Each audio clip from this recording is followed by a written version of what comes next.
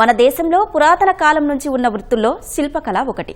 అసలు రూపానికి ప్రతిరూపం తయారు చేయడమే కాదు, అందులో జీవకళను ఉట్టిపడేలా జాగ్రత్త తీసుకోవడం శిల్పి నైపుణ్యానికి ప్రతీక. అలాంటి కళను ఒడిసిపట్టడమే కాదు, ఆధునిక రీతులను అన్వయించి కొత్త పుంతలు తొక్కిస్తున్నారు గుంటూరు జిల్లా తెనాలికి చెందిన కాటూరి కుటుంబ కళాకారులు. తుక్కు వస్తువుల నుంచి అద్భుత కళాఖండాలను తయారు చేయడం, మిల్లీమీటర్ సైజు నుంచి భారీ సైజు విగ్రహాలు రూపొందించడంలో ప్రత్యేకత కనబరుస్తున్నారు. కళారంగానికి తెనాలికి ఉన్న అవినాభావ సంబంధాన్ని కొనసాగిస్తూ ఇక్కడ తయారైన విగ్రహాలు దేశ విదేశాల్లో జరిగే ప్రదర్శనలో కొలువుదీరుతున్నాయి.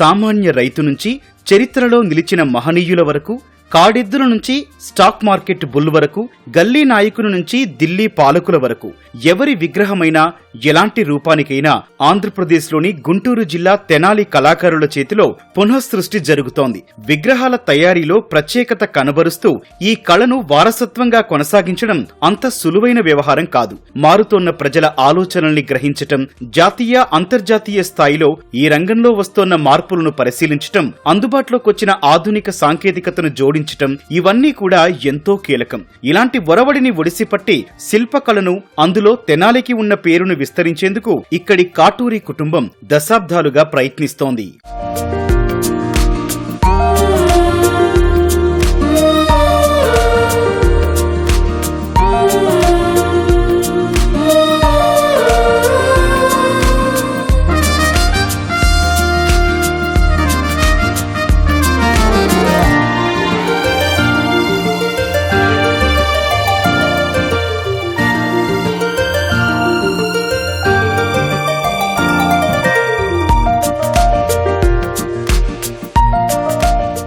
కాంస్య విగ్రహాలు, ఫైబర్, ఇనుము, స్క్రాప్ నుంచి కూడా విగ్రహాలు తయారు చేస్తున్నారు. విదేశాల్లో మాత్రమే కనిపించే స్టీల్ విగ్రహాల తయారీని ఇటీవల ప్రారంభించారు. 3D ప్రింటింగ్, కృత్రిమ మేధ వంటి సాంకేతికతల్ని విగ్రహాల తయారీలో ఉపయోగిస్తున్నారు. ఇలా విభిన్న రకాలుగా తయారు చేసిన విగ్రహాలతో ఆర్ట్ గ్యాలరీని ఏర్పాటు చేశారు. తెనాలి ప్రాంతానికొచ్చే ప్రముఖులు ఈ ఆర్ట్ గ్యాలరీని సందర్శించి ప్రశంసలు కురిపిస్తున్నారు.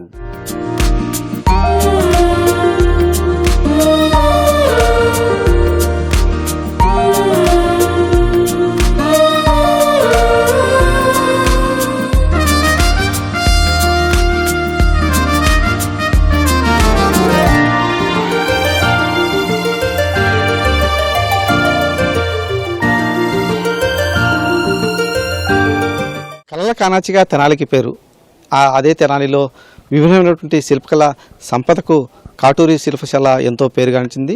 కేవలం రాష్ట్రంలోనే కాదు, జాతీయంగా అంతర్జాతీయంగానూ ఇక్కడి నుంచి విగ్రహాలు తయారు చేసి ఎగుమతి చేస్తున్నాం ప్రత్యేకించి చెప్పుకోవాలి. కేవలం పాతకాలం నాటి సంస్కృతిని కొనసాగించడమే కాకుండా కొత్త సాంకేతికతతో విగ్రహాలు తయారు చేయడం ప్రత్యేకించి చెప్పుకోవాలి.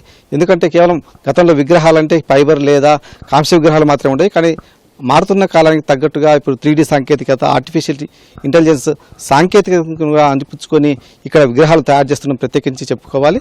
ఈ శిల్పకళ సంపద ద్వారా దేశ విదేశాల్లో కూడా ప్రదర్శనలు ఏర్పాటు చేసి ఈ ప్రాంతానికి ఉన్నటువంటి విశిష్టతను, ఆ పేరును మరింత ఇనుముడింపజేసేందుకు తమ వంతు ప్రయత్నం చేస్తున్నామని చెప్పేసి కాటూరి కుటుంబ సభ్యులు చెప్తున్నారు. ఆర్ట్ గ్యాలరీ వల్ల మనకు ప్రత్యేకమైన గుర్తింపు వచ్చిందండి.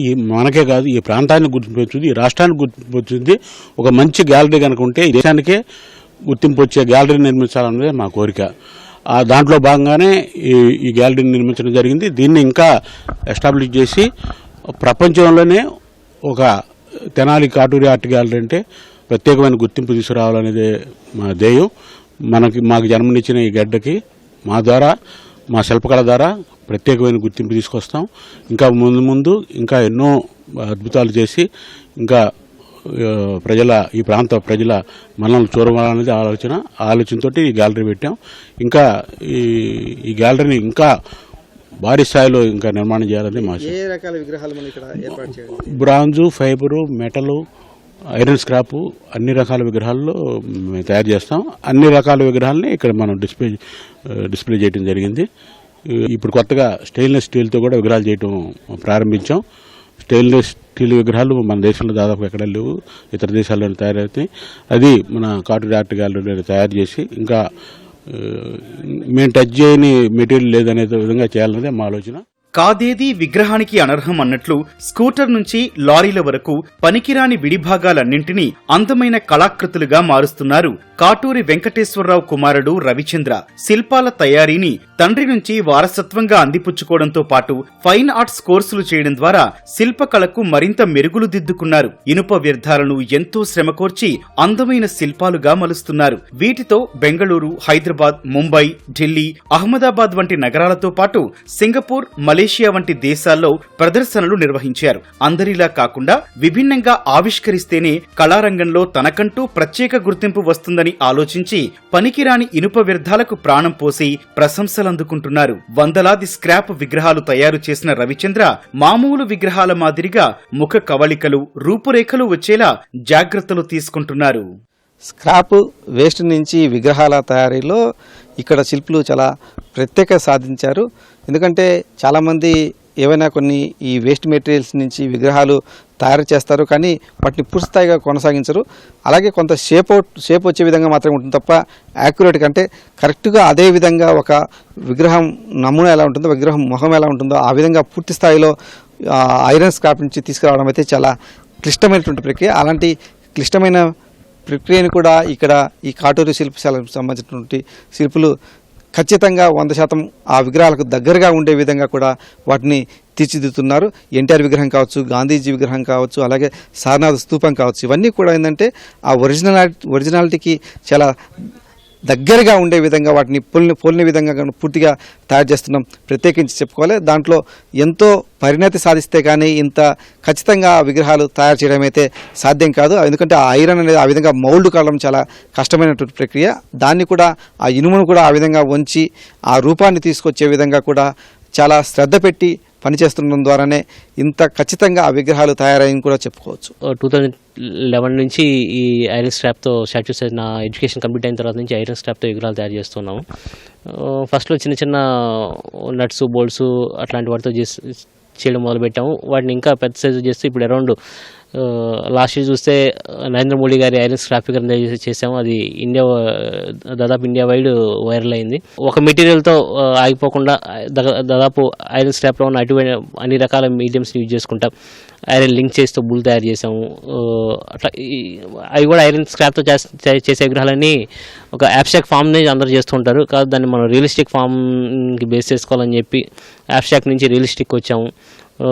చాలా యాక్యురేట్గా విగ్రహాలు తయారు చేయడం. మనం గాంధీ విగ్రహం తయారు చేసాము, నరేంద్ర మోడీ గారి విగ్రహం తయారు చేసాం, సో ఎన్టీఆర్ గారి విగ్రహం తయారు చేసాము, గౌతమ్ బుద్ధుని విగ్రహం తయారు చేసాము. సో ఐరన్ స్క్రాప్లో ఒక హ్యూమన్ ఫామ్ తీసుకురావడం అనేది ఒక ఛాలెంజింగ్ విషయం. అటువంటి ఛాలెంజ్ని మేము తీసుకొని దానికి సక్సెస్ అయ్యామని చెప్తున్నాము. ప్రత్యేకంగా ఈ కాటూరి ఆర్ట్ గ్యాలరీలో ట్రెడిషనల్ ఫామ్ నుంచి, ట్రెడిషనల్ స్కల్ప్చర్స్ నుంచి ఇప్పుడున్న మోడర్న్ స్కల్ప్చర్స్ వరకు, ఇంకా ఈరోజు మనం చూసుకుంటే ఏఐ టెక్నాలజీని యూజ్ చేస్తున్న స్కల్ప్చర్ని కూడా మేము ఓపెన్ చేయడం జరిగింది.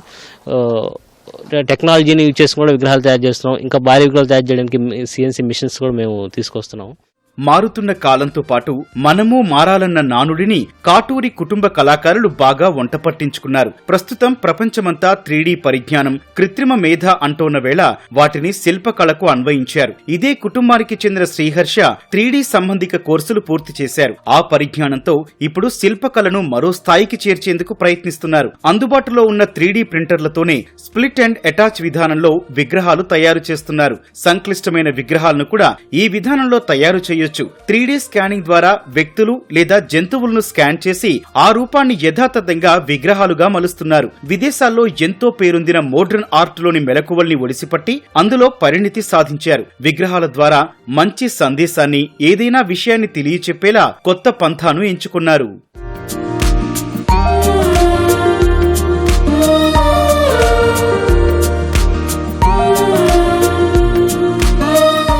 భారత రాజ్యాంగ నిర్మాతకు మన దేశంలోనే ఎక్కువ విగ్రహాలు ఉంటాయి. కానీ అలాంటి అన్ని రకాల విగ్రహాలని కూడా ఇక్కడ ఈ తెనాలిలోని కాటూరి ఆర్ట్ గ్యాలరీలో కొలువు తీయడం ప్రత్యేకించి చెప్పుకోవచ్చు.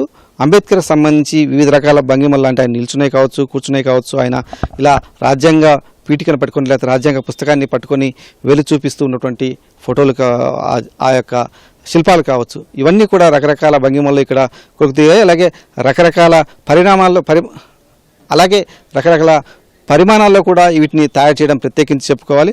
వీటిలో కొన్ని కాంస్య విగ్రహాలు ఉన్నాయి, మరికొన్ని ఫైబర్తో పాటు కొన్ని 3D సాంకేతిక పరిజ్ఞానంతో రూపొందించినటువంటి చిన్నపాటి విగ్రహాలు కూడా ఉన్నాయి. అంటే ఏ పరిమాణంలో కావాలంటే ఆ పరిమాణంలో అంబేద్కర్ విగ్రహాలను రూపొందించి దేశంలోని వివిధ ప్రాంతాలకు ఇక్కడి నుంచి సరఫరా చేస్తున్నాం ప్రత్యేకించి మనం చెప్పుకోవచ్చు. ఇప్పుడున్న టెక్నాలజీని కూడా మనం అడాప్ట్ చేసుకొని దాన్ని యూజ్ చేసుకుంటూ ఈ డిజైన్ మనం ఆర్టిఫిషియల్ ఇంటెలిజెన్స్లో డిజైన్ చేసుకొని 3D మోడలింగ్తో కంప్యూటర్ గ్రాఫిక్స్ 3D మోడలింగ్తో ఒక షేప్ని తీసుకొని దాని ఆధారంతో 3D ప్రింటింగ్ టెక్నాలజీతో వీటిని మనం ప్రొడ్యూస్ చేయడం జరిగింది.